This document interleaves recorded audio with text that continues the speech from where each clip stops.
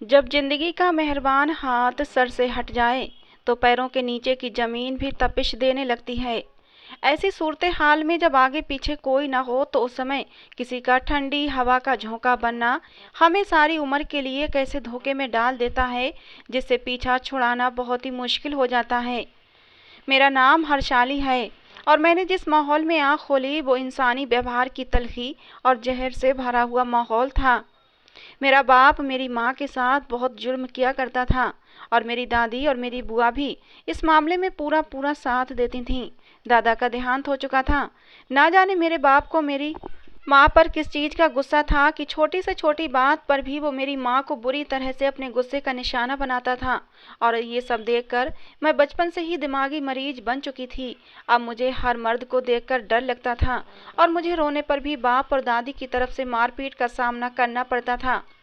बच्ची होने के बावजूद भी मुझे रोने का हक नहीं था और मैं ऐसे ही घुट घुट कर अपनी आंखों के सामने अपनी माँ को मार खाते हुए देखती रहती थी। मैं 5 साल की थी और मुझे याद है कि मेरी माँ उस समय उम्मीद से थी। उसके बावजूद भी मेरा बाप मेरी माँ को मारने से बाज नहीं आता था। कुछ महीनों के बाद मेरे माँ ने मेरे भाई को जन्म दिया। भाई को देखकर मेरे ददियाल वाले बहुत खुश हुए और मेरे बाप की तरफ से भी मेरी माँ पर जो जुल्म सितम होते थे वो कुछ कम हो गए थे, लेकिन पूरी तरह ख़त्म नहीं हुए थे। वो अब भी कभी कभी माँ पर हाथ उठाने से बाज नहीं आते थे। ख़ानदान का वारिस देने की खुशी में अब मेरी दादी और मेरी बुआ ने भी मेरी माँ पर जुल्म करने थोड़े कम कर दिए थे। जब मेरा भाई 6 साल का हुआ तो उस समय मैं लगभग 11 साल की हो चुकी थी। न जाने वो कौन सा मनहूस दिन था जब मेरी माँ से बर्तन धोते हुए कांच का कोई बर्तन टूट गया था और उसी बात पर मेरी दादी ने शोर मचा दिया था। दादी का कहना था कि ये सेट उनकी माँ का दिया हुआ था, इसलिए उनकी माँ की निशानी टूटने से मेरी दादी बहुत नाराज हो रही थीं और मेरी माँ को मारने लगीं। आवाज़ें सुनकर मेरे पापा भी बाहर आ गए और मेरी माँ को अपनी माँ के कहने पर बुरी तरह से पीटने लगे। मेरी माँ के पूरे शरीर पर मार के निशान पड़ गए थे और उनके सर से भी खून बहने लगा था। मार खाते खाते माँ ने जिंदगी में पहली बार मेरे पापा को अपनी सफाई देने की कोशिश की तो उस पर मेरा बाप और भी ज़्यादा आग बबूला हो गया। मेरी दादी ने भी अपने बेटे को और शह दी और दादी के कहने पर उसी समय मेरे पापा ने मेरी माँ को घर से निकल जाने का हुक्म दे दिया। साथ ही साथ तलाक देने का फैसला भी सुना दिया। मेरी माँ पर तो जैसे आसमान टूट पड़ा था। माँ ने बहुत मिन्नतें की, लेकिन मेरे बाप को जरा भी दया नहीं आई। जब मेरी माँ अपने कुछ कपड़े उठाकर और हम दोनों बहन भाइयों को अपने साथ ले जाने लगी तो मेरी दादी ने मेरे भाई को गोद में उठा लिया। कहने लगी, ये हमारे ख़ानदान का वारिस है, तुम अपनी बेटी को लेकर जाओ, हम अपने बेटे को नहीं देंगे। ये एक और जुल्म था जो मेरी माँ पर किया जा रहा था कि उससे उसकी औलाद भी छीनी जा रही थी। मेरी माँ की लाख विनती के बावजूद भी उन दरिंदों पर किसी भी चीज़ का कोई असर नहीं हुआ। ये सब देखकर मेरा भाई, जो उस समय सिर्फ 6 साल का था, बुरी तरह से रो रहा था और कह रहा था कि मुझे अपनी माँ के साथ जाना है। लेकिन मेरे बाप ने उसे भी थप्पड़ मारकर चुप करवा दिया और मेरी दादी मेरे भाई को जबरदस्ती गोद में लिए अंदर चली गई। उसके बाद मेरे बाप ने मेरी माँ और मुझे धक्के मार कर घर से निकाल दिया।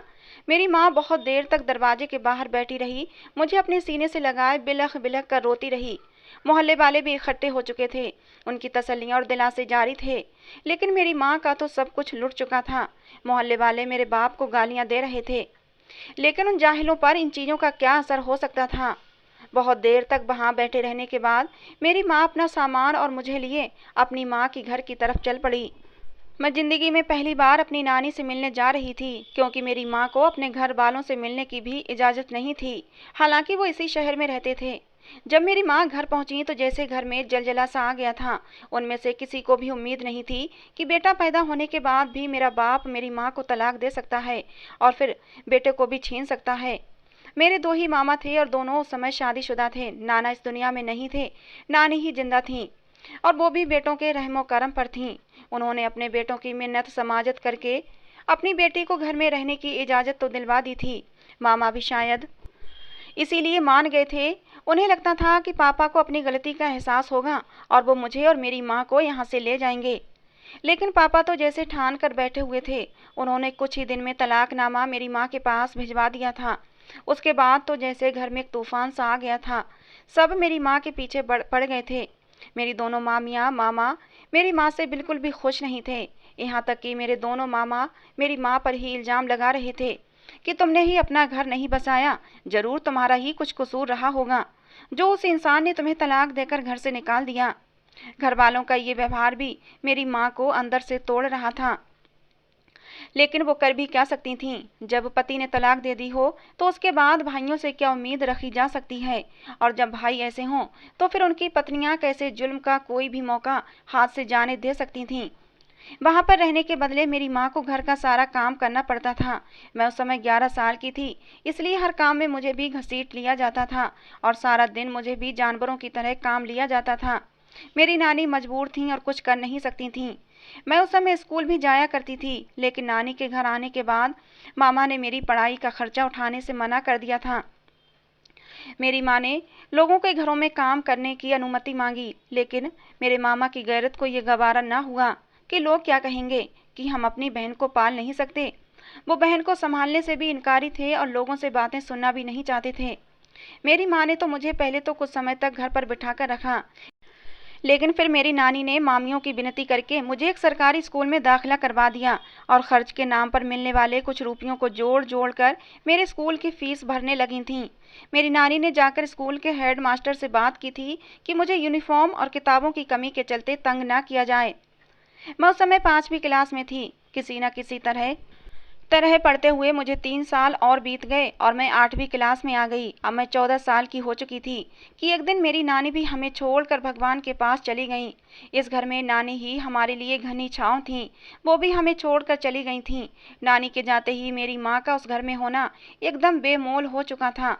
सारा दिन गधों की तरह मेरी माँ घर के सारे काम करती और मेरी दोनों मामियाँ मेरी माँ पर हाथ उठाने से भी नहीं चूकती थीं। अब तो मेरे मामा भी अपनी बहन पर हाथ उठाने लगे थे और मुझे भी जरा जरा सी बात पर मारपीट का निशाना बनना पड़ता था। मेरी मामियाँ अब घर में हमें बिल्कुल भी बर्दाश्त करने को तैयार नहीं थीं। और यूं एक दिन मेरे मामा ने जबरदस्ती मेरी माँ की शादी एक बुढ़े से करवा दी, जिसके पहले से ही मुझसे भी बड़ा बेटा था। माँ इस सारी सूरत हाल में कुछ भी नहीं कर सकती थीं। यूं वो मुझे लिए अपने नए पति के पास आ गईं। लेकिन मामा के द्वारा किया गया ये फैसला मेरी माँ के हित में अच्छा हुआ था, क्योंकि मेरा सौतेला बाप बहुत अच्छा था और उसने हमसे किसी तरह का कोई भी भेदभाव नहीं रखा था। उसने मुझे अपनी सगी बेटियों वाला प्यार दिया था। उसका एक ही बेटा था जो मुझसे 3 साल बड़ा था। उसे पढ़ने लिखने में कोई दिलचस्पी नहीं थी और वो सारा दिन आवारागर्दी करता रहता था। मेरे बाप ने मेरा बहुत साथ दिया, मुझे सरकारी स्कूल से हटवाकर एक अच्छे स्कूल में दाखिला करवा दिया। मैं तो ये देख देखकर हैरान होती थी कि कहाँ मेरा अपना सगा बाप मेरी कदर नहीं करता था और मेरी माँ को भी मारता पीटता था, और मेरा सौतेला बाप वो तो मेरी माँ को भी रानियों की तरह रखता था और मुझे भी शहजादी समझता था। इस दुनिया में इंसानों के कितने रंग होते हैं, ये सब मैं धीरे धीरे जान रही थी। अब तक मैं रिश्तों की नाकदरी ही देखती आ रही थी, अब पहली बार किसी घर में औरत की कदर होते देख रही थी।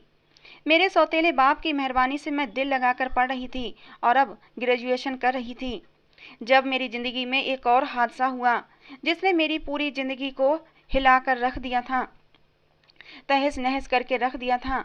मेरे उस सौतेले भाई ने कभी भी हम दोनों माँ बेटियों को दिल से स्वीकार नहीं किया था, लेकिन वो अपने बाप की वजह से चुप रहता था। हाँ, हमें देखकर अपनी नाक भौं चढ़ाना और हमसे बात न करना उसकी आदत बन चुकी थी। उसके बाप ने उसे कई बार इस बात पर डांटा भी था, लेकिन वो जवान खून था तो उसे इस बात पर कोई भी असर नहीं होता था। मैं उस समय 20 साल की थी और मेरा ग्रेजुएशन का दूसरा साल चल रहा था, जब एक दिन मेरी माँ और बाप एक हादसे का शिकार हो गए।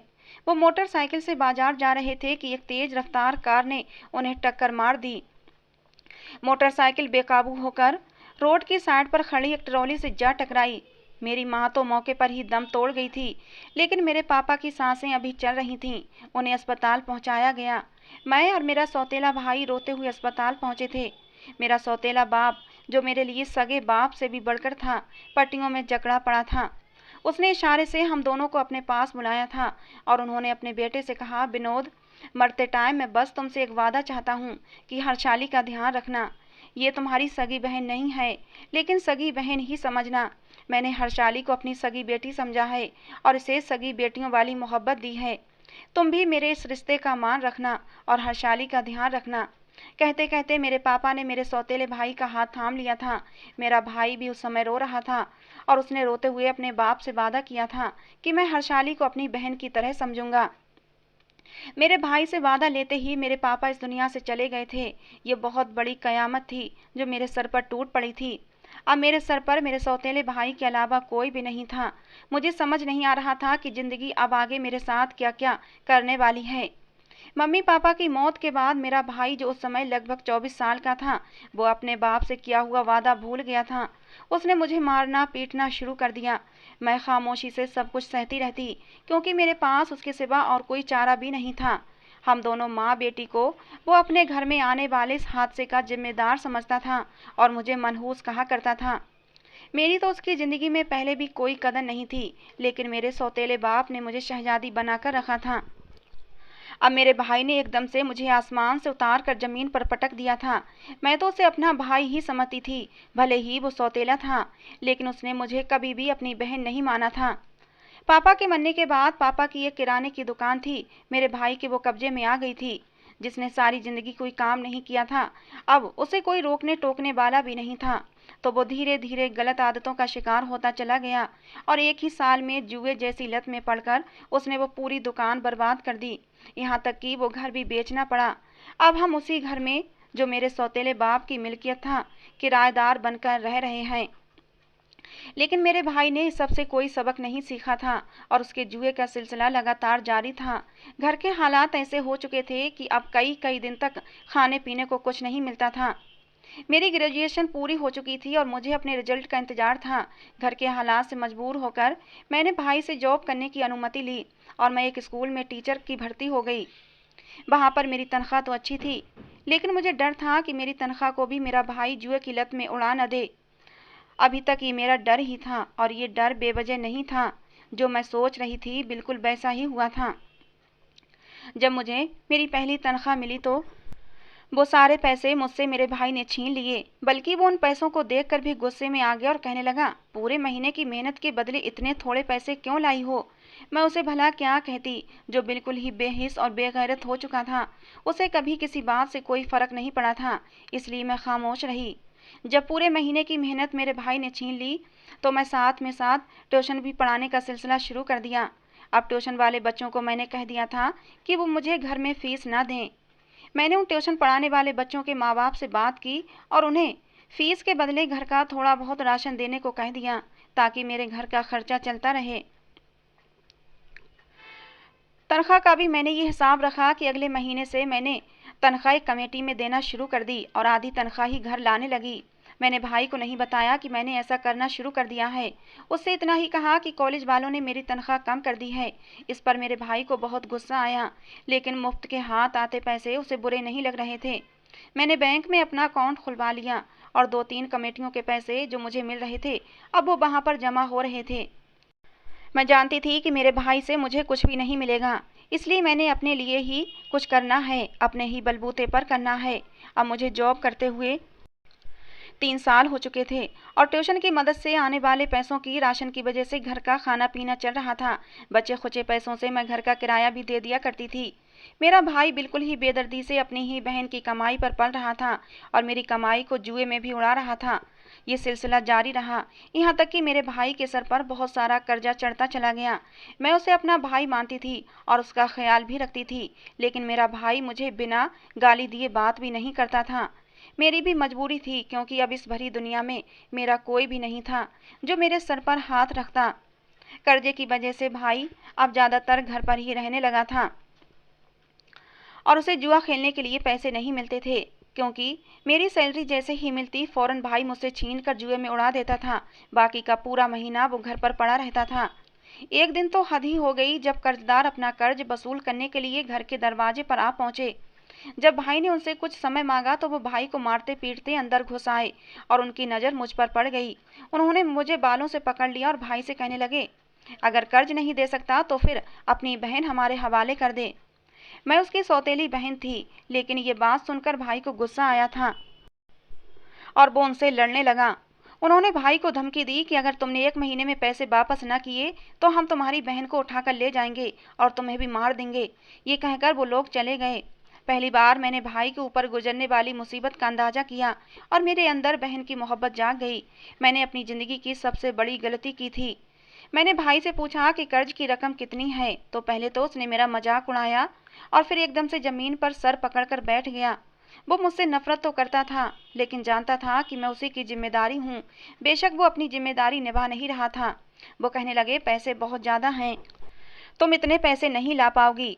मैं फिर भी जिद करते हुए भाई से पूछने लगी, नहीं तुम मुझे बताओ कितना कर्ज है, मैं कोशिश करूंगी कहीं से पैसे लाकर तुम्हें दे दूं। मैं जानबूझकर भाई को अपने अकाउंट और कमेटियों से जमा होने वाले पैसे के बारे में बताना नहीं चाहती थी, क्योंकि फिर वो सारे पैसे ही ले लेता। लेकिन भाई को ये बात कहना भी मेरी बहुत बड़ी गलती साबित हुई थी। भाई ने मुझे बताया कि कर्ज की रकम 5 लाख है। इस समय मेरे अकाउंट में लगभग 12 लाख रुपये मौजूद थे, जो मैंने अपने फ्यूचर के लिए जमा कर रखे थे और प्राइवेट मास्टर्स की इम्तिहान की तैयारी भी कर रही थी।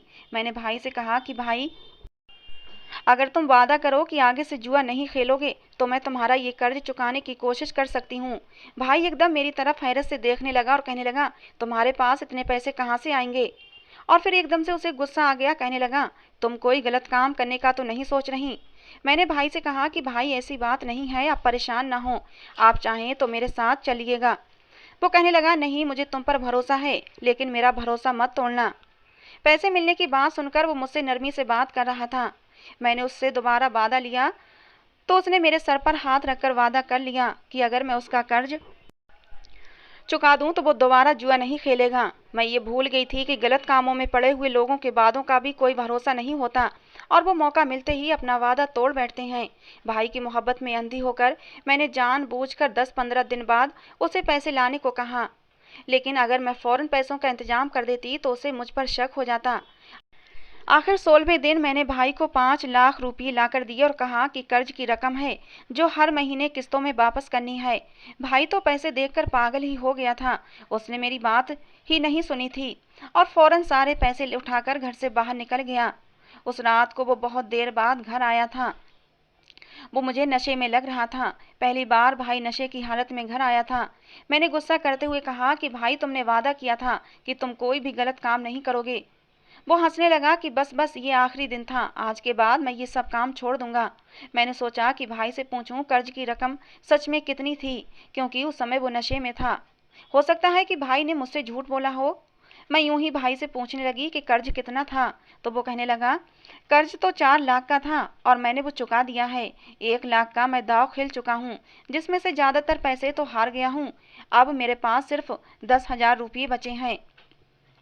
ये सुनकर मुझे गुस्सा आ गया। मेरे गुस्से की हद न रही। मैंने गुस्से से भाई पर चिल्लाते हुए कहा कि तुमने मेरी इतनी मेहनत से जमा किए हुए पैसे खर्च कर दिए, अब मैं कर्ज वालों को क्या जवाब दूंगी और हम कर्जा कैसे वापस करेंगे? मेरे गुस्सा करने और चीखने चिल्लाने पर भाई, जो पहले ही नशे में था, उठकर खड़ा हुआ और मुझे बालों से पकड़कर मारने लगा। कहने लगा, तुम्हारी इतनी हिम्मत कि तुम मेरे सामने जबान चलाओ? तुम जॉब कर रही हो और कर्ज भी तुमने ही लिया है, तो तुम ही ये कर्ज चुकाओगी। मैं मार खाते हुए भाई से कहने लगी कि वो पैसे भी तुम छीन लेते हो। ये सुनकर भाई ने मेरे मुंह पर एक और थप्पड़ मार दिया और कहने लगा, मुझसे जबान चलाने की कोई ज़रूरत नहीं है। उस दिन भाई ने नशे की हालत में मुझे बहुत मारा, यहाँ तक कि मारते मारते वो थक गया और फिर चारपाई पर पड़कर सो गया। मुझे लगा कि मैं किसी जानवर के चंगुल में आ फंसी हूँ। मुझे अपनी गलती का एहसास हो चुका था। मेरे जमा किए हुए इतनी बड़ी रकम भाई उड़ा चुका था, लेकिन ये भी गनीमत था कि मेरी इज्जत अभी तक सुरक्षित थी, वरना उन गुंडों से कुछ क्या भरोसा कि वो अपने पैसे हासिल करने के लिए मेरी इज्जत पर भी हाथ डाल देते। ये सब कुछ मेरी बर्दाश्त से बाहर होता जा रहा था, लेकिन मैं कुछ करने की पोजीशन में नहीं थी। सुबह जब भाई उठा तो वो नशे की चंगुल से निकल चुका था। उसने मुझे देखा तो उसे रात की सारी बातें याद आ गईं। मेरे पूरे चेहरे पर थप्पड़ों के निशान थे और मेरा पूरा शरीर बुरी तरह से दुख रहा था, यहाँ तक कि मेरी कलाइयों पर भी नील के निशान थे। भाई की आंखों में थोड़ी देर के लिए शर्मिंदगी झलकी थी। मैंने मौका गनीमत जानते हुए रोते हुए भाई से कहा कि भाई, भगवान के लिए तुम गलत काम छोड़ दो, अब भी समय है, सुधर जाओ। भाई खामोश रहा और चुपचाप उठकर बाहर निकल गया। उस दिन वो जल्दी ही घर वापस आ गया और आकर थका हारा बिस्तर पर लेट गया। मैंने उससे पूछा कि भाई क्या हुआ, तो वो कहने लगा कुछ नहीं। मैंने पूछा बताओ तो सही, तो वो कहने लगा कि मुझे कोई भी काम नहीं मिल रहा, सब मुझे जुआरी समझते हैं और मुझे ऐसे देखते हैं जैसे मैं उनके सारे पैसे लेकर भाग जाऊंगा। अब मैं क्या कर सकती थी, लोगों का डर सही था। जुआरी को जुए की लत लग जाए तो वो कुछ नहीं देखता, लोग उसे इसीलिए काम नहीं देते थे कि वो उनका पैसा ले उड़ेगा। मैं वहां से हट गई और उसके लिए खाना बनाने लगी। अगले महीने से मैंने अपनी पूरी तनख्वाह कमेटी में देना शुरू कर दी ताकि मैं अपना नुकसान पूरा कर सकूं और कुछ इतने पैसे जोड़ सकूं कि आगे की पढ़ाई के लिए पढ़ाई करके अच्छी जगह जॉब कर सकूं। भाई ने दोबारा जुए का सिलसिला शुरू कर दिया था। भाई की उम्र 28 साल हो चुकी थी और मैं 25 साल की हो गई थी। मेरा मास्टर्स पूरा हो गया था और मेरे अकाउंट में अच्छी खासी रकम भी मौजूद थी। एक बार फिर जुए के सिलसिले की वजह से भाई पर कर्जा हो गया था और वो गुंडे फिर आज घर पर आ धमके थे। अब तो उन्हें एक राह मिल गई थी कि अगर वो उस इंसान की बहन की इज्जत पर हाथ डालेंगे तो उन्हें उनके पैसे मिल जाएंगे। उन्होंने फिर से मुझे मारते हुए भाई को धमकाया कि अगर तुमने हमारे पैसे एक महीने में न दिए तो फिर हम तुम्हारी बहन को तुम्हारे सामने ही बेइज्जत करेंगे। ये कहकर वो लोग चले गए थे। मैंने भाई की तरफ शिकायती नजरों से देखा तो इस बार उसका सर झुका हुआ था, वो गहरी सोच में डूबा हुआ था। मैंने कहा भाई अभी तो पिछला कर्ज भी नहीं उतरा, अब तो मैं तुम्हें कहीं से कर्ज भी लाकर नहीं दे सकती। लेकिन भाई ने मेरी किसी बात का कोई जवाब नहीं दिया। वो मेरी तरफ अजीब सी नज़रों से देख रहा था। अब मुझे उसकी नज़रों से डर लग रहा था। कुछ देर बाद उठकर वो बाहर चला गया। इस बार उसने मुझे कर्ज की कोई बात नहीं की। एक दिन मैं ट्यूशन पढ़ाने के बाद और भाई का खाना तैयार करके रखने के बाद थकी हारी सो रही थी। उस समय आधी से ज़्यादा रात गुजर चुकी थी और भाई अभी तक घर नहीं आया था। मैं उसका खाना तैयार करके रख देती थी, वो आता था और खा लेता था और कभी कभी मुझे खाना ऐसे ही पड़ा हुआ मिलता था। तभी मुझे घर में कुछ बातें करने की आवाज़ें सुनाई दीं। मुझे हैरत हुई कि ये आवाज़ें कहाँ से आ रही हैं और तभी मैंने महसूस किया कि मेरे कमरे के दरवाजे पर दो लोग खड़े हैं, जिनमें से एक मेरा भाई है। मैं एकदम से डर गई और सोने की एक्टिंग करते हुए उनकी बातें सुनने लगी। तभी हल्की सी आवाज़ के साथ मेरे कमरे का दरवाज़ा खुल गया था। आने वाले ने मेरे कमरे की लाइट ऑन कर दी। भाई उस आदमी को कह रहा था, देख लो यही है, तुम परसों आकर इस लड़की को ले जाना क्योंकि एक रात तो मैंने इसके साथ गुजारनी है। अरे ये मेरी सगी बहन नहीं है, मैं तो बेकार में ही इसे बहन समझे बैठा था, इसके साथ मेरा कोई भी रिश्ता नहीं है।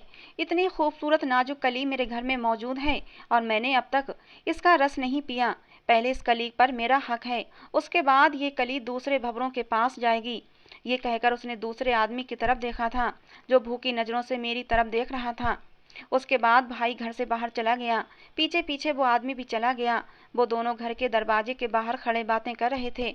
उस आदमी ने भाई से वादा किया था कि मैं तुम्हें 15 लाख दूंगा, बस तुम किसी दिन इसे बेहोश कर देना और उसे यहाँ से ले जाना मेरा काम होगा। ये सुनकर मेरे पूरे शरीर में एक ठंडी लहर दौड़ गई थी कि कल तक मेरी इज्जत के लिए उन गुंडों से लड़ने वाला भाई आज मेरी ही इज्जत का प्यासा बन गया था। कैसे वो अपने बाप से किया हुआ वादा भूल सकता था। गलती शायद मेरी भी थी, मैं कैसे उसे अपना भाई समझ बैठी थी। सच तो कह रहा था वो, उसका और मेरा रिश्ता ही क्या था, ना बाप एक था ना माँ एक थी। हम दोनों के बीच कोई भी रिश्ता नहीं था, वही रिश्ता था जो एक गैर मर्द और एक गैर लड़की के बीच होता है। वो खुद पहले मेरी इज्जत को तार तार करके अब मुझे ही बेच के पैसे कमाना चाह रहा था। मेरे पूरे शरीर में नफरत की चिंगारियां भड़क उठी थीं, लेकिन मैं जानती थी कि मैं कमज़ोर हूँ, इस समय कुछ भी नहीं कर सकती। मेरे भाई ने उस आदमी से कहा, ठीक है तुम कल आ जाओ। मैं समझ गई थी कि अब मेरी इज्जत की धज्जियां उड़ने में देर नहीं है। वो आदमी चला गया था। मैं वापस आकर लेट गई। लेटने से पहले मैंने दरवाजे और खिड़कियां अच्छे से बंद कर लिए थे। वो पूरी रात बेचैनी से करवटें बदलते गुजरी थी। अगले दिन मैं कॉलेज गई तो जितने पैसे अब तक कमेटी में जमा कराए थे वो कमेटियां निकलने से पहले ही मैंने पैसे वापस ले लिए और जुर्माने के तौर पर उनमें से कुछ रकम भी भर दी। वो सारे पैसे मैंने अपने अकाउंट में जमा करवा लिए। अब मैं इस घर से भागना चाहती थी जहाँ पर मेरी इज्जत और ज़िंदगी की बोली लग रही थी। घर जाते हुए रास्ते में मैंने मेडिकल स्टोर से अपने मंसूबे को पूरा करने के लिए कुछ सामान भी खरीद लिया। घर वापस आई तो भाई घर में ही बैठा मेरा इंतजार कर रहा था। आज उसके बोलने का अंदाज बहुत ही नरम था। वो मुझसे नॉर्मली बातें कर रहा था। मैं जानती थी ये सब दिखावा है, ढकोसला है। भाई कहने लगा, तुम खाना बनाओ, मैं तुम्हारे लिए दूध जलेबी लेकर आता हूँ। ये ज़िंदगी में पहली बार था कि भाई ने मुझे बाहर से कुछ लाकर देने को कहा था। मैं सब समझ रही थी, लेकिन भाई को शक में डालना भी सही नहीं था। मैंने कहा, ठीक है भाई, तुम ले आओ, फिर बैठकर हम खाना खाएंगे। मैंने उस दिन मटर पनीर बनाया था क्योंकि वो भाई को बहुत पसंद था।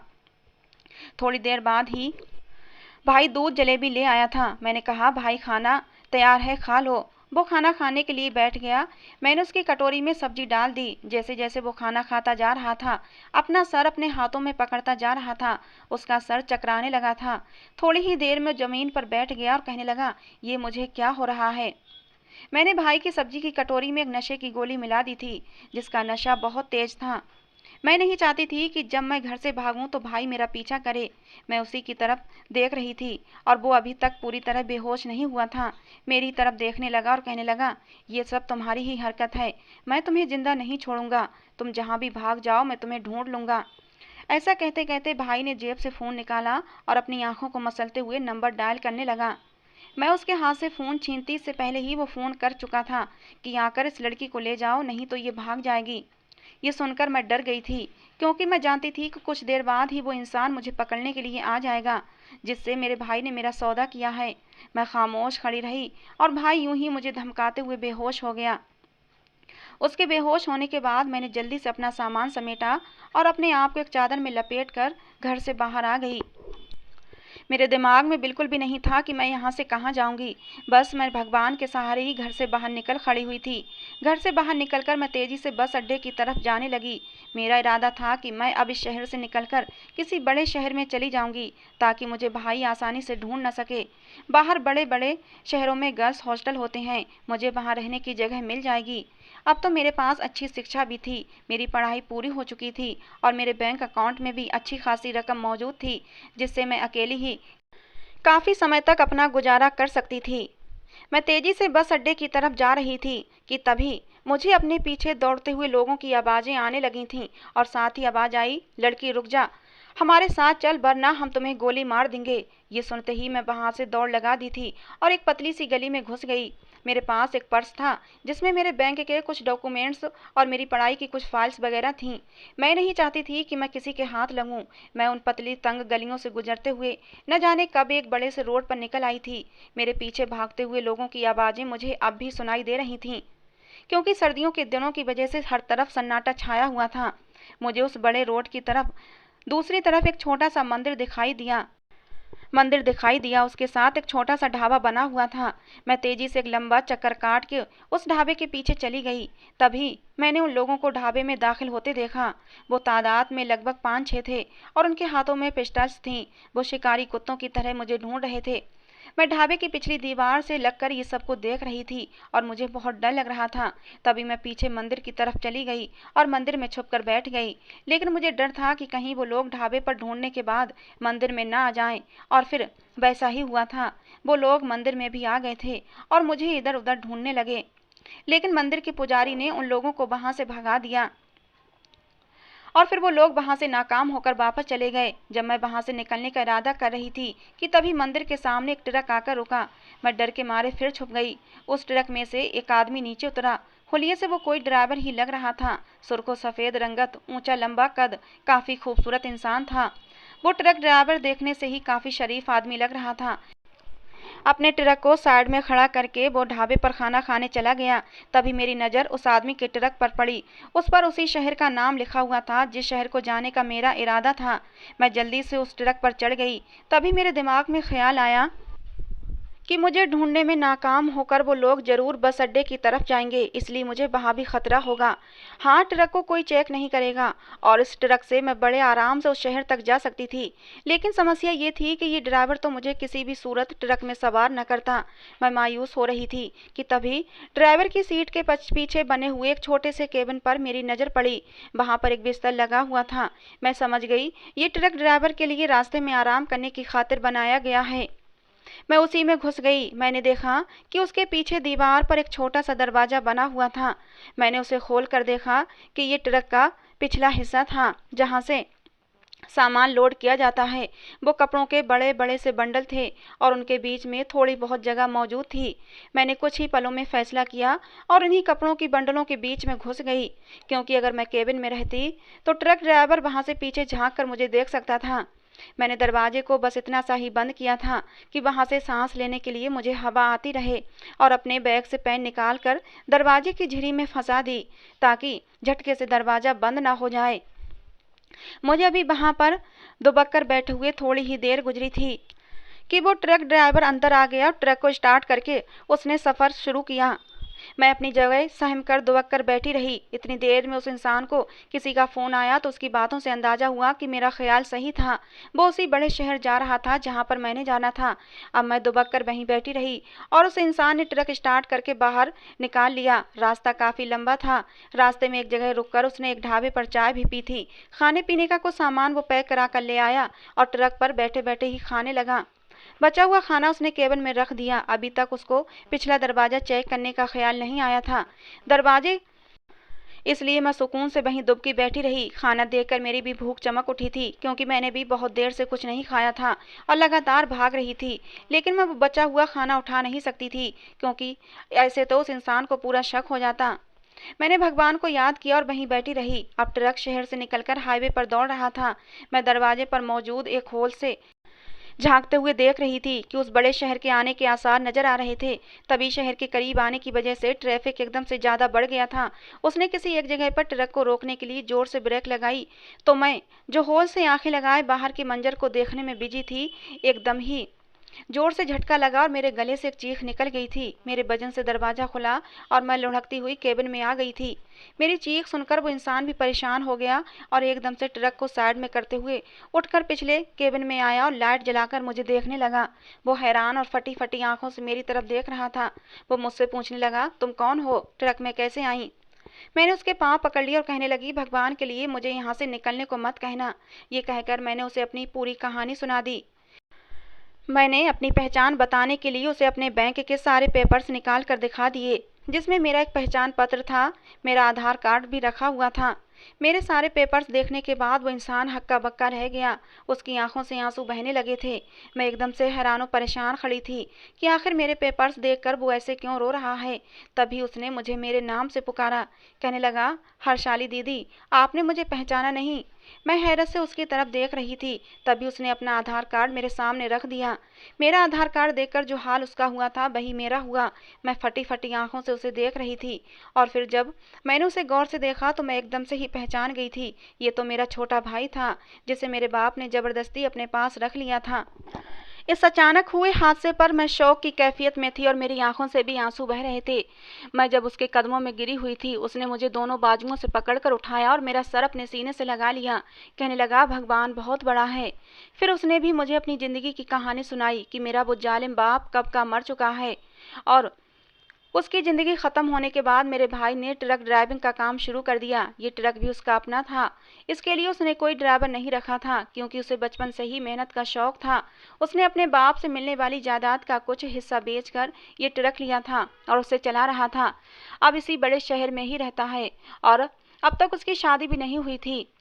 मैं भगवान के इस चमत्कार पर हैरान थी कि वो कैसे लोगों को अपनों से मिला देता है। उसके बाद की कहानी बहुत छोटी है। मेरा भाई मुझे अपने साथ ले गया और बाकी जायदाद पर मुझे मेरा हिस्सा दे दिया, मेरे नाम कर दिया और कहने लगा, ये तुम्हारा हक है, इसे लेने से तुम मना नहीं करोगी। मेरे बाप ने मेरे भाई को बिल्कुल भी नहीं पढ़ाया था, जिसकी वजह से उसे ये ट्रक ड्राइविंग का काम करना पड़ा था।